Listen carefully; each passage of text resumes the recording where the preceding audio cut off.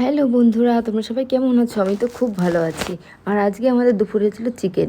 তো আমি তো এরকম মাঝে মধ্যে করেই থাকি। তোমরা কে কে করো প্লিজ আমাকে একটু কমেন্ট করে জানিও।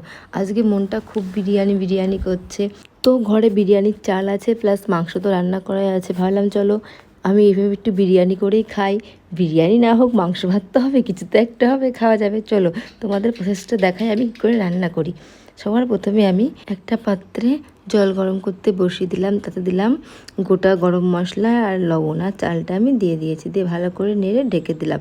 তারপরে আমি বেরেস্তা ভাজার জন্য একটা কড়াইয়ে তেল গরম বসিয়ে পেঁয়াজগুলো দিয়ে ভালো করে উল্টে পাল্টে ভেজে নেব। ভেজে নেওয়ার পরে পেঁয়াজটা ভাজতে ভাজতে ওদিকে আমার ভাতটা হয়ে গেছে, আমার উপর দেওয়া হয়ে গেছে। এবার দেবো দম। দম দেওয়ার জন্য দেখো একটা পাত্রে ভালো করে ঘি নিয়ে সারা গামলায় ছড়িয়ে নিলাম। দেওয়ার পরে এবার দেবো মাংসের গ্রেভিটা। মাংসের গ্রেভিটা আগে দিলাম যাতে বিরিয়ানিটা লেগে না যায়। এবার আমি এই বিরিয়ানিটা দুটো লেয়ারে দেবো, কারণ হচ্ছে ভাতটা একটু বেশি জন্য দুটো লেয়ার করব।